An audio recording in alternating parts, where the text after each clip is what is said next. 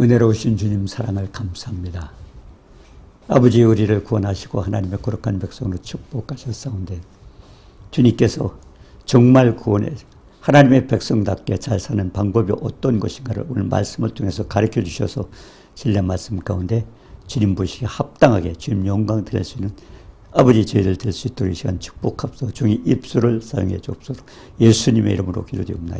아멘. 하나님 우리 모두를 사랑하십니다. 네, 하나님께서 참 이스라엘 백성들 열심히 살고 있습니다. 또 열심히 하고 있는데요. 그런데 중요한 것은 왜 그 사람들이 구원을 받지 못할까요? 이게 참 궁금합니다. 세상 만민 가운데서 택해 주셨고 그들은 또 열심히 하나님 위해서 살고 있습니다. 그런데 왜 그들이 구원을 못 받을까요? 오늘 말씀을 통해서 잠깐 살펴보고자 합니다. 자, 바울 사도가 기도하는 내용입니다. 형제들아, 내 마음에 원하는 바와 하나님께 구하는 바는 이스라엘을 위함이니 저희로 구원을 얻게 합니다. 이 사도 바울은 이스라엘 사람이에요. 근데 왜 이스라엘이 구원을 받지 못할까? 그러면서 간절히 기도하고 있습니다. 내가 증거하노니 저희가 하나님께 열심은 있으나 지식을 쫓는 것이 아니라 우리가 여기서 하나 배울 수 있는 것은요, 우리가 신앙생활을 하면서 참 열심히 하는 분들이 많이 있습니다. 네, 어떤 방법으로 열심히 하고 있어요.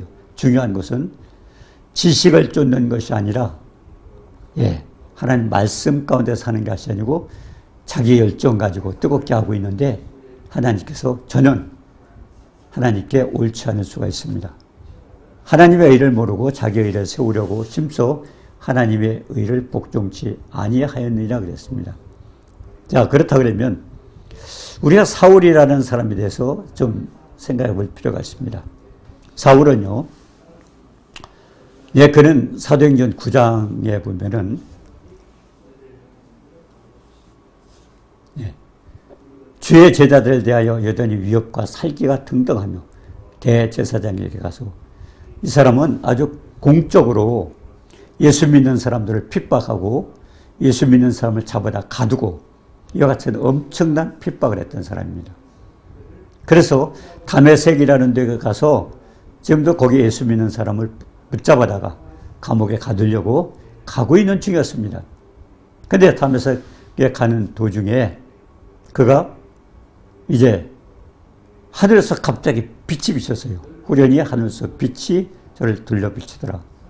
알 수 없는 빛이 자기에 들어 비치면서 땅에 엎드러졌어요. 이게 생명의 빛입니다.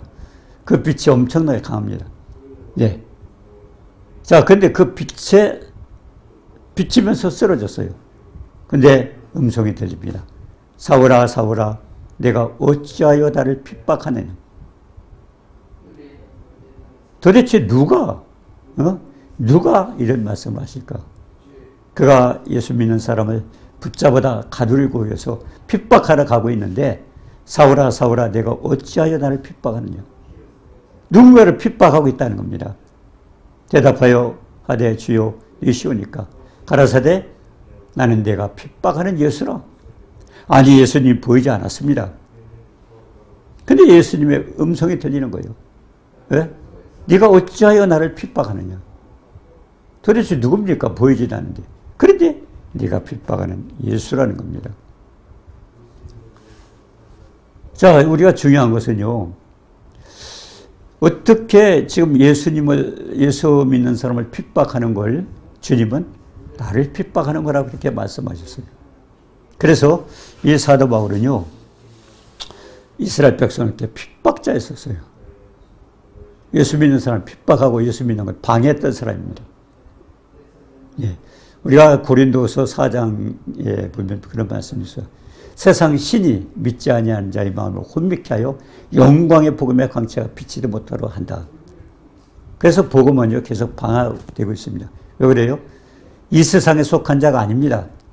그렇기 때문에 이 세상에서 어둠은 계속 방해해서 복음이 전파되지 못하도록 하고 있습니다. 그런데 또 한 가지는, 자, 이스라엘 백성들이 왜 이렇게 열심히 했는데 믿지 않을까? 네, 신명기 7장을 한번 살펴봅니다. 너는 여호와 내 하나님의 성민이라. 하나님 여호와께서 지상 만민 중에서 너를 자기 기업의 백성으로 택하셨나니. 이거 굉장히 중요한 얘기입니다. 예, 저도 그랬어요.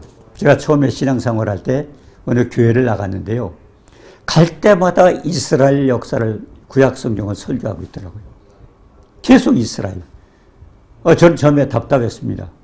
내가 한국 사람이고 동양 사람인데 왜 성경은 계속 이스라엘 할까? 그게 궁금했습니다. 이게 해결이 되지 않았어요. 제가 계속 다녀도 해결이 안 돼요. 근데 어느 날, 난 교회를 다니지 말아야 되겠다. 이런 생각을 하면서 그때 중단했다가 사실은 저에게 어린 딸이 있었는데 그 딸애가 같은 대학생 모임이, 선교 모임이 있었습니다. 서울대학교 밑에 신림동에 가면은 난사랑 선교회라고. 거기를 제가 갔어요. 간 동기는 왜 그러냐면 걔가 초등학교 3학년 때인데요. 우연히 제가 걔 일기장을 들여다봤더니 어떤 사람을, 그 친구를 미워했답니다. 근데 성경에 보면 그게 살인하는 거다. 아니, 꼬마가 그렇게 해가지고 회개하는 내용의 일기를 썼어요. 깜짝 놀랐어요. 도대체 이 아이의 마음속에 어떻게 이런 마음이 날 수 있을까? 그래서 제가 거기를 간 겁니다. 대학생들이 한 120명 정도 모였더라고요. 근데 가니까 처음 오신 분은 한쪽으로 모이십시오. 그래서 이렇게 한쪽으로 모였는데 신명기 7장 6절 7절을 설교하는 겁니다. 하나님의 성민이라 만민 중에서 자기 이스라엘 백성을 택했다는 겁니다. 근데 중요한 건요. 그 다음번에 7절에 보니까요. 여호와께서 너희를 기뻐하시고 너희를 택하시면 너희가 다른 민족보다 수요가 많은 연고가 아니라 너희는 모든 민족 중에서 가장 좋은. 깜짝 놀랐습니다. 아니, 하나님께서 택하신다면 애굽이라든가 큰 나라를 택하셔서 그들로 하여금 일을 하게 하시든지, 그러면 강대국이니까 할 수 있다 생각했는데 왜 세상에서 가장 적은 민족, 너희 모든 민족 중에 가장 적은 이런 민족을 택해가지고 하나님께서 역사하실까? 성경에 구약 성경에 이스라엘 역사가 계속 나오고 있습니다. 깜짝 놀랐어요. 야, 재밌구나, 성경이. 그러면 이 적은 민족을 택하셔서 그들이 이제 하나님 일을 하고 있는데 과연 그들에게 보여주는 게 뭡니까? 가장 보잘것없는 나라. 말씀에 불순종했을 때는 그들은 혼났습니다. 근데 말씀에 순종했을 때는 뭐 다윗이라든가 그 이스라엘 보면 굉장하잖아요. 조그마한 나라에서 어떻게 감히 그 여러 가지 주변 나라를 다 제압을 하고 그렇게 다스릴 수가 있었을까? 이걸 보면서 깜짝 놀랐습니다. 그러면서 제가 깨달은 것은 인류 역사의 주관자가 하나님이구나. 그걸 성경에서 보여주는 겁니다. 구약 성경을 통해서 역사의 주관자가 하나님이라는 걸 보여주고요. 또 한 가지는 그 예언들이었습니까? 그 예언들이 나중에 성취되는 모습을 보면서 성경은 하나님의 계획서구나. 저 두 가지를 깨닫게 됐습니다. 많은 분들이 그래요. 뭐 성경에 이런 얘기 저런 얘기를 하고 있습니다만 믿어지지 않는 이유가 있습니다. 성경이 무엇인지를 알지 못하기 때문에 안 믿습니다. 그리고 중요한 건 또 하나님이 누구시냐 하는 겁니다. 천지 만물을 주관하신 창조주의 하나님의 계획서가 성경이라는 걸 알고 하나님의 말씀은 누가복음 24장 44절처럼 나에 대해서 기록했고 모두가 이루어지리라. 그때 약속하신 모든 것은 성경에 다 성취가 돼요. 이루어지는 겁니다. 그렇기 때문에 하나님의 하시는 일 가운데는 많은 역사가 따르죠. 우리가 출애굽기에서도 보면 하나님께서 이스라엘 백성을 통해서 여러 가지 역사, 예를 들어서 말하면 가나안 땅에 있는 7 족속들을 몰아냈어요. 상상이 됩니까? 창세기 15장에 보면은 하나님이 아브라함에게 말씀하셨어요. 네 후손을 내가 이방에 가서 계게 되어서 4대 만에 돌아오리라. 그러면서 하나님께서 이제 약속의 땅에 보내주신다고 약속을 했고, 출애굽기에서도 보면은 그들이 430년 동안 고생을 했습니다. 근데 하나님께서 약속을 하지 않습니까? 가나안 땅. 젖과 꿀이 흐르는 가나안 땅에 너희를 보내주겠다. 여러분, 젖과 꿀이 뭡니까? 이스라엘 백성이 젖과 꿀에 들어간 가나안 땅이요, 젖과 꿀이 흐르는 땅이라고 그랬는데, 저는 그렇게 생각해요. 젖은 하나님 말씀이요. 꿀은 뭡니까? 하나님의 사랑. 하나님께서 계셔서 사랑을 베푸시고 은혜를 베푸시면은 어떤 곳에 가서도 자갈밭이 되어도 그들은 살 수 있다는 겁니다. 그렇기 때문에 출애굽한 이스라엘 백성도 애굽에서 나갈 때 뭐라 그랬습니까? 하나님께서 그러셨잖아요. 광야에 나가서 하나님을 섬기리라. 여러분, 광야가요, 그냥 허벌판이 아닙니다. 광야는 제가 생각할 때는 하나님의 은혜가 아니면 살 수 없는 것이 광야입니다. 하늘에서 만나 줘야 됐고요. 반석에서 물이 나와야 됐고요. 그리고 불뱀과 전갈이 들끓습니다. 하나님이 돌보시지 않으면 살 수가 없어요. 이스라엘 백성들이 민수기에서 보니까 원망불평을 했을 때 하나님께서 어떻게 됐습니까? 원망불평을 할 때 불뱀과 전갈이 나왔어요. 그들 물으니까 죽겠다고 모세에게 매달리지 않았습니까? 그때 하나님께서 장대에다, 장대를 들어라. 그리고 이제 거기서, 말하자면 결국 십자가를 얘기하는 거죠. 저주받은 뱀. 그걸 보면서 그들이 그걸 바라볼 때 살 것이다. 결국 십자가에서 예수를 믿으면 살 것이라는 걸 보여주시는 거죠. 자, 그렇기 때문에 저는 이 신명기 7장 6절절에서 굉장히 감동을 받았습니다. 아, 그렇구나. 구약 성경을 계속 설교했던 것은 한 과정이었고, 중요한 것은, 이 목사님들이 중간중간에 왜 이스라엘 역사가 나오는 것도 이렇게 누가 조금만 설명을 해줬더라면 저처럼 방황은 안 했을 텐데. 그래서, 이스라엘 나라가 왜 그렇게 됐는가. 오늘 본문에도요, 로마서 10장에 보니까 사도 바울은 이스라엘 백성이에요. 핍박하던 사람이었어요. 예수 믿는 사람, 핍박하던 사람인데, 그런데 자기 이스라엘 백성들이 예수를 안 믿는 거예요. 그게 궁금한 거예요. 왜 도대체 믿자? 하나님께서 저렇게 세상 민문 가운데 택하셨고, 그를 축복해 주시는데, 그들이 말씀에 순종할 땐 축복을 받고, 또 하나님 말씀을 거역할 땐 많은 어려움을 당했습니다. 자, 이와 같은 사람들이 있는데, 사도 바울이 그걸 듣고 기도하고 있어요. 이스라엘 백성은 왜 구원받지 못할까? 이것이 우리 모두에게 아마 깨달아야 될 줄 믿습니다. 근데 뭐라고 그랬습니까?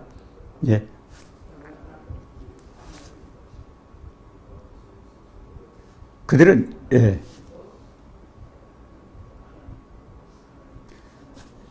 하나님께 구하는 바 이스라엘을 위하여 저희 구원을 얻게 합니다. 근데 여기 보니까 3절에 하나님의 의를 모르고 자기의 의를 세우려고 심써 하나님의 의를 복종치 아니하였느니라. 결국 하나님의 의는 예수 그리스도입니다. 예수 그리스도를 믿어야 되는데 그렇지 않고 그 길이 아닌 다른 열심을 가지고 하는데 중요한 것은 열심은 있지만 지식을 쫓는 거예요. 그래서 가장 우리 지식이 필요하죠. 지식은 뭡니까? 예수 그리스도에 대해서 증거하는 거죠. 예수 그리스도에 대한 말씀입니다. 예수 그리스도를 모르고 어떻게 믿어요? 중요한 것은 열심히 있기 때문에 우리가 그런 예를 많이 들었습니다. 아마 이렇게 하나님의 사역을 했던 많은 분들이 느끼죠. 우리가 이제 예수 그리스도의 이름을 믿으면서 예수 그리스도의 이름에 대한 권능이 있습니다. 우리가 빌립보서 2장 9절 10절에 보니까 하늘이나 땅이나 땅 아래에 있는 모든 무릎을 예수 이름에 무릎 꿇게 하셨다. 예수 이름에 무릎 꿇게 하셨는데 그러면 예수 이름에 무릎 꿇게 하셨는데 왜 그렇게 하나님의 예수 그리스도 이름을 엄청나게 하셨는가요? 빌립보서 9절 이하에 그런 말씀이 있습니다. 하나님의 아버지의 명령을 따라서 인간의 죄를 해결하기 위해서 죽기까지 복종을 했습니다. 창조주예요. 요한복음 1장에 보면은 그분은 같이 우리 인간을 만드신 분입니다. 그런데 그런 분이 아버지 명령을 따라 죽기까지 복종했어요. 아버지 입장으로 생각해 볼 때 인간의 죄를 위해서 아들을 죽이는 겁니다. 그러면 그 명령을 했을 때 아들은 아멘, 아버지 말씀에 복종하고 죽었습니다. 얼마나 죽었을 때 어떻습니까? 마지막 죽는 순간 아버지도 못 봐서 세상에 어둠에 차 있었는데 중요한 것은 그 아들이 다시 살리셔서 그 아들에게 어떤 축복을 주셨어요? 하늘과 땅과 땅 아래에 있는 모든 무릎을 예수님의 무릎 꿇게 하셨어요. 그러면서 예수 그리스도를 주로 모시고 하나님 앞에 영광 돌리라고 했습니다. 그러면 예수 그리스도의 이름은 권능이 있습니다. 많은 분들 체험하셨잖아요. 예수 그리스도 이름으로 외칠 때, 예수 피로 외칠 때 귀신이 쫓겨나가고 어둠의 권세가 나가고 질병이 치료되고. 왜 그렇습니까? 예수 그리스도 때문에 엄청 권능이 있어요. 능력이 있어요.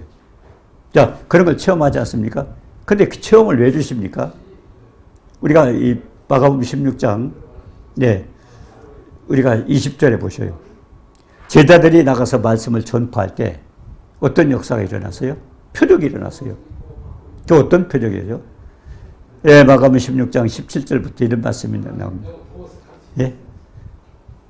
믿는 자에게 이런 표적이, 여기는 뭡니까? 예, 예수 그리스도 이름으로, 그러니까 믿는 자에게 표적이 따르니 내 이름으로 귀신을 쫓아내며 새 방언을 말하며 뱀을 집으며 무슨 독을 마실지라도 해를 받지 않냐고 병든 사람에게 손을 얹은즉 나으리라. 왜 그런 역사가 일어날까요? 믿는 자에게. 결국 예수 그리스도를 믿고 예수 그리스도의 권능이 나타나는 겁니다. 근데 그 권능이 나타나는 이유를 말씀하셔요. 20절에 보니까 제자들이 나가서 말씀을 전파할 때 제자들이었어요. 주께서 함께 역사하사. 그분들이 전하는 말씀 속에 주님이 함께 하셨던 겁니다. 따르는 표적으로 말씀을 확실히 증거하죠. 그리고 이 생명의 말씀 속에 예수님께서 함께 해주시는 걸 보여주기 위해서 그 같은 표적으로 그런 능력이 나타났던 것입니다. 표적을 보여주신 거죠. 예. 그래서 주님은 분명히 주님 말씀이 살아있다고 그랬죠. 요한복음 6장 63절에도 그랬어요. 살리는 것은 영이니 육은 무익하니라. 내가 너에게 이른 말이 영이요 생명이라. 그런 많은 사람이 예수를 믿고 있어요. 믿고 있는데 그 말씀 속에 생명이 있습니다. 그런데 아무런 체험이 없다는 자체는 과연 내가 확신을 가지고 있는가? 내가 예수님을 제대로 믿고 있는가? 우리가 생각해 볼 필요가 있습니다. 왜? 말씀 안에 생명이 있어요. 살리는 것은 영이 육은 무익하니라. 내가 너에게 이런 말이 영이요 생명이다. 자, 우리가 바로 믿고 받아들이면은 말씀을 선포할 때 역사가 일어날 수 있어요. 요한복음 14장 21절에도 그럽니다. 나의 계명을 가지고 지키는 자라 나를 사랑하는 자니 나를 사랑하는 자는 아버지의 사랑을 받을 것이요 나도 그를 사랑하여 그에게 나를 나타내리라. 네, 예수님 보이지 않지만 우리가 말씀을 선포하고 일할 때 하나님 역사해 주셔요. 그게 뭐예요? 주께서 함께 역사하사 따르는 표적으로 보여주시는 겁니다. 그렇기 때문에 말씀 속에 함께 있죠. 우리가 이스라엘 백성 생각해 봐요. 40년 동안 예수님이 광야 40년 동안 예수님을 봤다는 사람이 있습니까? 없어요. 근데 우리가 고린도전서 10장 4절에 보니까 거기서 따르는 반석으로부터 그들에게 만나를 주셨고 그들에게 음료를 주셨던 것, 이와 같은 불뱀과 전갈을 치웠던 이 모든 역사는 어디에서 했습니까? 주님께서 하셨어요. 자, 그러면 광야 40년 동안 주님 본 사람이 있습니까? 없어요. 그럼 어떻게 주님의 역사하셨을까요? 모세를 통해서 선포되는 말씀 속에 주님이 함께 하셨던 겁니다. 그렇기 때문에 우리가 증거하는 말씀 속에는 예수 그리스도의 능력이, 권능이 함께하고 있습니다. 그래서 이런 말씀을 통해서 하게 되는데 많은 사람들이 그 지식도 없이 그냥 뭐 이렇게 충성하고 저렇게 열심히 합니다. 중요한 것은요. 예, 우리가 그래서 지식을 따라야 되는데 신의 성품에 참여하는 8가지 단계가 있어요. 예, 우리가 베드로서 1장 4절서부터 5절, 6절 보면은 어떤 말씀이 있어요? 이 믿음을 통해서 우리가 예수 그리스도를 믿게 됩니다. 그죠? 그 다음에 믿음으로 다 된 것이 아니에요. 결국 하나님의 영광에, 결국 하나님의 형상을 닮아가는 길은 그 다음에 덕스러워야 돼요. 하나님 믿는 백성들이 덕스러워야 되고요. 그 다음에 뭐예요? 지식이 있어야 됩니다. 막연하게 그냥 믿는 게 아니에요. 우리는 말씀을 믿는 거잖아요. 지식이 있어야 되고, 그 다음에 절제해야 되고, 그 다음에 인내해야 되고, 경건해야 되고, 그리고 형제에 의하고 사랑을 공급하라. 8단계를 거쳐서 하나님 형상으로 닮아가는 겁니다. 무엇이 그렇게 해줘요?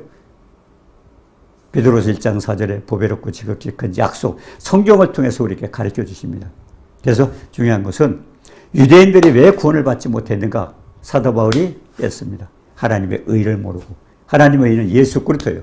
예수 그리스도와 관계없이 뭔가 자꾸 열심히 하고 있는 거예요. 그래서 하나님은 우리가 요한복음 14장 12절에도 그런 말씀을 합니다. 나를 믿는 자는 나의 하는 일을 저도 할 것이 이보다 큰 것도 하리. 이는 내가 아버지께로 감이니라. 주님은 가셨어요. 뭐에게? 주님이 가셨을 때 우리에게 남겨주신 게 있어요. 예수 그리스도 이름입니다. 내 안에 계신 예수님이죠. 이름을 주셨어요. 근데 내 이름으로 무엇을 구하든지 내가 시행하리니. 예수님의 이름으로 구하는 건 하나님이 해주시겠다는 겁니다. 근데 중요한 것은 마지막에 아버지로 하여금 아들을 인하여 영광을 얻으시게 합니다. 결국 하나님의 영광을 드러내야 돼요. 주님이 나타내야 돼요. 그래서 가장 중요한 것은 내가 열심을 품고 있는데 과연 하나님과 관계가 있는 건가 하는 겁니다. 우리가 마태복음 6장에 보면 우리가 먹고 사는 문제도 나옵니다. 얼마나 많은 사람이 먹고 마시고 입는 거 걱정을 하고 있습니다. 근데요, 주님 말씀하시길 뭐라고 그래요? 공중에 나는 새도 내가 먹이다. 들에 핀 백합화도 내가 입힌다. 근데 우리에게 뭡니까? 먹고 마시고 입는 거 걱정하는 자, 믿음이 없는 자예요. 왜 그런 말씀을 하셨을까요? 마태복음 6장 33절에 그러셨어요. 너희는 먼저 그의 나라와 그의 의를 구하라. 결국 예수님의 영광을 위해서 해야 돼. 그 의를 구하라. 그러면 이 모든 것 먹고 마시고 입는 건 더하리라. 그래서 6장 33절에 그러므로 내일 일을 염려하지 말고 내일 일은 내일 염려할 것이요 한 날 길어오면 그날에 족하리라. 가장 중요한 것은 이 지식이 있어야 됩니다. 성경도 읽어야 되고요. 말씀 묵상해야 되고요. 네. 많은 사람들이 교회 나와서 신앙생활 한다면 성경책 끼고 나옵니다. 집에다 갖다 뒀다가 먼지에 쌓여 호흡 불고 또 끼고 나옵니다. 아닙니다. 장식품이 아닙니다. 이 말씀은 생명의 양식이에요.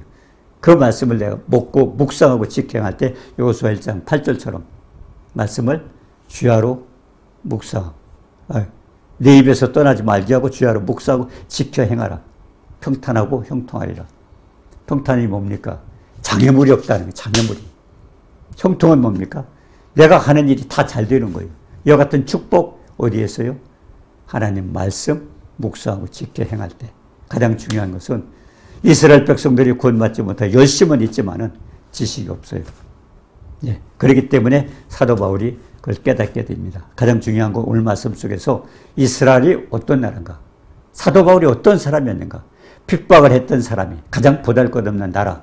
그 나라가 지금 하나님의 역사 속에 굉장히 중요하게 쓰이지 않습니까? 우리는 무엇보다도 성경 말씀을 깨닫고 묵상하고 지켜 행해서 정말 하나님의 영광 드러내고 또 하나님을 높이는 축복이 있기를 주님의 이름으로 축원합니다. 사랑의 주님 은혜를 감사합니다. 이 귀한 생명의 말씀을 통해서 살아계신 말씀, 믿음으로 말미암아 그리스도께서 너희 마음에 계시게 한다고 말씀하셨습니다. 영이여 생명의 말씀 속에 계신 예수 그리스도와 예수의 생명이 믿음을 통해서 우리에게 들어오는데 우리가 생각에 히브리 8장 10절과 같이 생각에 두지 않냐고 우리의 마음에 기록하라고 말씀하셨사오니 말씀에 기록해서 그 말씀을 체험하며 주님 앞에도 영광 돌리는 우리 모두가 되도록 축복해 주옵소서. 예수님의 이름으로 감사드리며 기도드리옵나이다. 아멘.